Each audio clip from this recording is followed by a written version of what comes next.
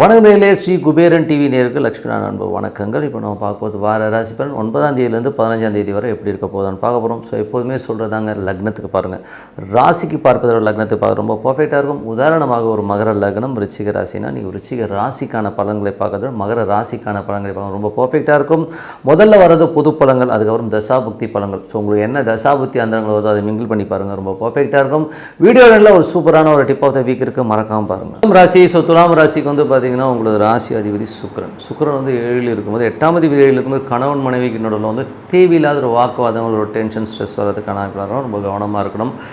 அதுக்கப்புறம் துலாம் ராசிக்காரர்கள் வந்து பார்த்திங்கன்னா உங்களுக்கு 2ஆம் அதிபதி என்ன செவ்வாய் 10ல் இருக்கும்போது 11ல் இருக்கும்போது நல்ல லாபத்தை கொடுத்துரும். ஸோ பெரிய லாபங்களையும் பெரிய ஒரு அதிர்ஷ்டங்களையும் கொடுக்கறதுக்கான வாய்ப்பு ரொம்ப நல்லாயிருக்கும். ஒரு பெரிய லெவலில் வந்து முன்னேற்றம் வர்றதுக்கான வாய்ப்பு ரொம்ப சூப்பராக இருக்குங்க. அது வந்து பெரிய வெற்றிகளையும் குடும்பத்துக்கு தேவையான ஒரு பண வரவழையும் ஏற்படுத்தும். ஸோ அதெல்லாம் சுப நிகழ்ச்சிகள் நடத்துறதுக்கான வாய்ப்பும் ரொம்ப நல்லாயிருக்கு. ஸோ அதில் நல்ல விஷயங்கள் தான். துலா ராசிகள் வந்து 3ஆம் அதிபதியான குரு. ஸோ 3ஆம் அதிபதியான குரு வந்து பார்த்திங்கன்னா உங்களுக்கு வந்து இப்போ இருக்கிறது வந்து 9ல் இருக்கிறாங்க. ஸோ 9ல் இருக்கும்போது என்ன மாதிரி விஷயங்களே பண்ணுவார் அப்படிங்கும்போது நிறைய பிரயாணம். ஸோ நிறைய பிரயாணம், ஆன்மீக சுற்றுலா அந்த மாதிரி போகிறதுக்கான வாய்ப்பு, நிறைய வேலை விஷயமாக நிறைய அலைச்சல்கள், ஒரு இடத்துலேருந்து இன்னொரு இடத்துக்கு மாறுறதுக்கான வாய்ப்பு ரொம்ப நல்லாயிருக்கு. தந்தையுடைய உடல்நலம் சம்மந்தமான விஷயங்களும் ரொம்ப கவனமாக இருக்கணும். ஸோ இதுதான் ரொம்ப மேஜரான விஷயம். அதுக்கப்புறம் பார்க்கும்போது உங்களது 4ஆம் அதிபதியான சனி. ஸோ 4ஆம் அதிபதியான சனி வந்து பார்த்திங்கன்னா உங்களுக்கு 6ல் இருக்கும்பொழுது கொஞ்சம் வீடு சொத்துக்கள் விஷயத்தில் கொஞ்சம் கடன் வாங்கி பண்ணுறமான விஷயங்களை கண்டிப்பாக ஏற்படுத்தும். அம்மாவுடைய உடல்நலம் சம்மந்தமான விஷயங்கள் ரொம்ப கவனமாக இருக்கிறது ரொம்ப ரொம்ப நல்லது. 5ஆம் அதிபதி வந்து 6ல் இருக்கும்போது குழந்தைகளோட வளர்ச்சி ரொம்ப நல்லாயிருக்கும். குழந்தைகளுக்கு வந்து ஒரு குடும்பம் அமைவது, குடும்பத்தில் வந்து செட்டில் ஆகிறதுக்கான வாய்ப்பு ரொம்ப நல்லாயிருக்கு. மற்றபடி வந்து உங்களுக்கு வந்து 6ல் சனி இருக்கிறது ரொம்ப நல்ல விஷயந்தான். ஸோ 6ல் உள்ள சனி வந்து நல்ல ஒரு ஏற்றங்களையும் நல்ல லாபங்களையும் கொடுத்துரும். அது ஒரு பெரிய ப்ளஸ் தான். அதுக்கப்புறம் வந்து உங்களுக்கு வந்து 6ஆம் அதிபதியான குரு 9ல் இருக்கும் வேலையில் வந்து நிறைய பிரயாணமற்றமான விஷயங்களும் கொஞ்சம் அலைச்சலையும் கண்டிப்பாக கொடுத்துருங்க. 7ஆம் அதிபதியான செவ்வாய் வந்து 11ல் இருக்கும்போது சுப நிகழ்ச்சி நடத்துறதுக்கான வாய்ப்பு ரொம்ப நல்லா இருக்குது. திருமணம் கைகூடி வர்றதுக்கான வாய்ப்பு ரொம்ப நல்லா இருக்குங்க. 8ஆம் அதிபதியான சுக்கிரன் வந்து உங்களுக்கு 7ல் இருக்கும்போது கணவன் மனைவிக்கு நடுவில் வந்து ஒரு சின்ன சின்ன மன உளைச்சலையோ ஸ்ட்ரெஸ்ஸையோ உருவாக்கும். அது வந்து கொஞ்சம் அட்ஜஸ்ட் பண்ணி போகிறது ரொம்ப ரொம்ப நல்லது. ஸோ வியாபாரத்துலேயும் கூட வந்து ஏதாவது ஏடாவிடமாக பேசிடுவீங்க. ஸோ அதனால் கொஞ்சம் கவனமாக இருந்தது ரொம்ப ரொம்ப நல்லது. 9ஆம் அதிபதியான புதன் வந்து ஆட்சி பலத்தோடு இருக்கிறனால பிரயாணங்கள் மூலியமாக வெளிநாட்டில் இருக்கும் ஒரு பெரும் பணம் வர்றதுக்கான ரொம்ப சூப்பராக இருங்க. ஸோ எல்லாமே ரொம்ப நல்ல விஷயங்கள் தான். ஸோ இதுவரை பார்த்தது பொது பலன்கள். இப்போ பார்க்கும்போது தசாபதி பலன்.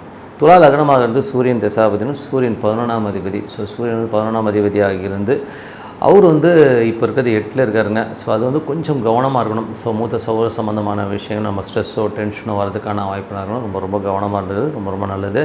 இன்னொரு 15 நாள் தான், அதுக்கப்புறம் எல்லாமே சரியாயிடுங்க. ஸோ அதுக்கப்புறம் பார்க்கும்போது துலா லக்னமாக இருந்து சந்திரன் தசாபதி அந்தரங்கள்.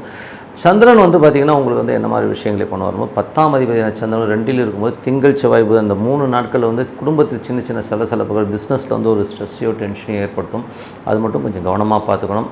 மற்றபடி எல்லாமே சரியாயிடுங்க. ஸோ துலா லக்னமாக வந்து செவ்வாய் தசாபதி இருந்தாலும் செவ்வாய் வந்து பார்த்திங்கன்னா உங்களுக்கு 7ஆம் அதிபதி. ஸோ 7ஆம் அதிபதி 11ல் இருக்கும்போது சுப நிகழ்ச்சி நடத்துறதுக்கான வாய்ப்பு ரொம்ப நல்லாயிருக்கு. வியாபாரம் நல்ல பெருசாக வந்து ஒரு பெரிய லாபங்களை கொடுக்கறதுக்கான சூப்பராக இருக்குங்க.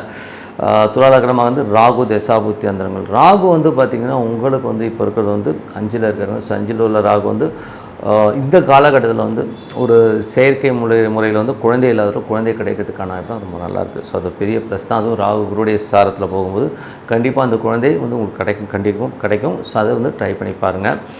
அதுக்கப்புறம் பார்க்கும்போது துலா லக்னமாக வந்து குரு தசாபுத்திரங்கள். குரு வந்து பார்த்திங்கன்னா உங்களுக்கு 9ல் இருக்கார். வேலையில் வந்து வெளிநாடு போய் வேலைக்கு போகணும், வெளிநாடு போய் படிக்கணும், ஸோ நிறைய பிரயாணம் பண்ணணுன்றவங்களுக்கும் அந்த வேலை கிடைக்கிறதுக்கான சூப்பராக பாருங்க. ஸோ அதெல்லாமே ரொம்ப நல்ல விஷயங்கள் தான். துலா லக்னமாக வந்து சனி தசாபுத்திரங்கள். சனி வந்து 4 மற்றும் 5ஆம் அதிபதி 6ல் இருக்கும்பொழுது தாயாரோட உடல்நலம் சம்மந்தமான விஷயங்கள் கவனமாக இருக்கணும். வீடு பராமரிப்பு வேலைகள் இருக்கும், வீட்டில் மேலே கடன் வாங்குறமான எண்ணங்களை கண்டிப்பாக ஏற்படுத்தும். அதை கொஞ்சம் பார்த்துக்கணும். குழந்தைகளோட வளர்ச்சி ரொம்ப சூப்பராக இருக்கும். குழந்தைகள் வந்து அடுத்த கட்டத்துக்கு போகிறதுக்கான ரொம்ப சூப்பராக இருக்குங்க. துலா லக்னமாக வந்து புதன் தசாபுத்தி அந்தரங்கள். புதன் வந்து பார்த்திங்கன்னா 9ல் வந்து நல்ல ஒரு ஆட்சி பலத்தோடு இருக்கும்போது பிரயாணங்கள் மூலியமாக ஒரு பெரும் பணம் வர்றதுக்கான ரொம்ப சூப்பராக இருக்குங்க. ஸோ அது வந்து கொஞ்சம் பார்த்துருந்துக்குங்க. அதுக்கப்புறம் பார்க்கும்போது உங்களுக்கு வந்து துலா லக்னமாக இருந்து கேது திசை வந்து கேது வந்து உங்களுக்கு வந்து 11 இருக்கும்போது பெருத்த லாபங்களை அள்ளி தரதுக்கான வாய்ப்பு ரொம்ப நல்லாயிருக்கு. அதுவும் வந்து பார்த்திங்கன்னா இப்போ சூரியனுடைய சாரத்தில் இருக்கும்போது விபரீத ராஜயோகமாக இதுவரை முடியாத கேஸ் திடீர்னு முடிஞ்சு ஒரு பெரிய பணம் வரதுக்கான ரொம்ப சூப்பராக இருக்குது. துலா லக்னமாக இருந்து சுக்கிரன் திசாபத்தி வந்தாங்க. சுக்கிரன் வந்து பார்த்திங்கன்னா உங்களுக்கு வந்து 8ஆம் அதிபதியாக இருந்து அவர் வந்து என்ன மாதிரி விஷயங்களை பண்ணுவார் சுக்கிரன் வந்து 8ல் இருக்கும்போது என்ன மாதிரினா 8ஆவது 7 கணவன் மனைவிக்குள்ள வந்து ஒரு ஸ்ட்ரெஸ்ஸையோ டென்ஷனையோ ஒரு கஸ்டமர் வந்து நம்மகிட்ட வந்து வாக்குவாதம் பண்ணுறமான விஷயங்களாக இருக்கும். ஸோ அதில் வந்து கொஞ்சம் கேர்ஃபுல்லாக இருங்க. மற்றபடி என்னங்க ஒரு பிரார்த்தனை மனசார இறைவனை பிரார்த்தனை பண்ணுவோம், கண்டிப்பாக அடுத்த லெவல் போகிறதுக்கான ரொம்ப சிறப்பு. Tip of the week. So tip of the வீக்கில் இப்போ பார்க்க போகிறது கோவக்கார யார்.